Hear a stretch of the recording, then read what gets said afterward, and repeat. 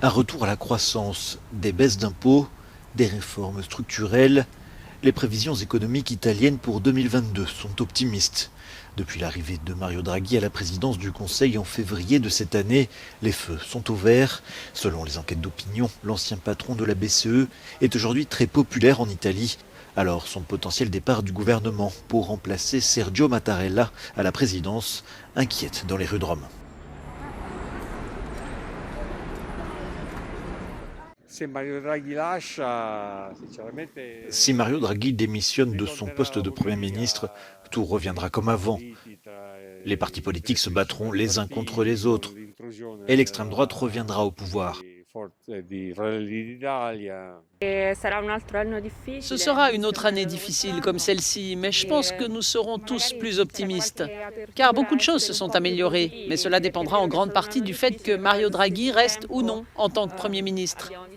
Je pense qu'il est à l'origine des retours positifs que nous avons eus de la part de la communauté internationale.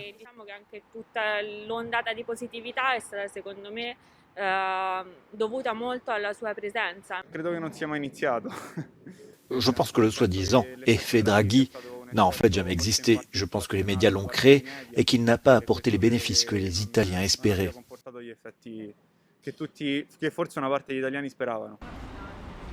Sous l'impulsion des réformes du gouvernement Draghi, le PIB italien devrait croître d'environ 6% cette année, tiré notamment par les 191 milliards de l'aide du Fonds de relance européen.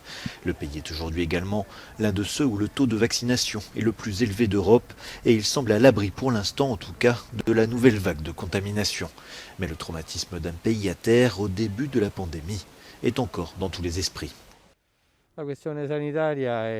Malheureusement, nous devrons attendre un certain temps avant de pouvoir dire avec certitude que la pandémie est terminée et derrière nous.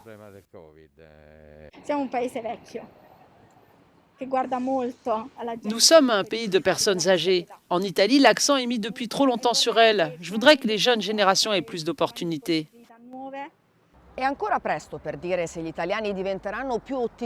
Il est encore trop tôt pour dire si les Italiens sont devenus plus optimistes quant à leur avenir, notamment au regard des prévisions de croissance économique positive du pays.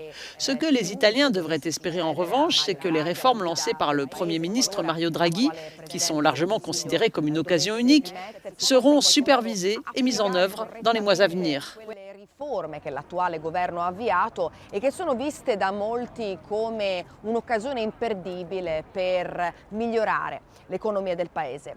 Giorgia Orlandi, Euronews, Roma.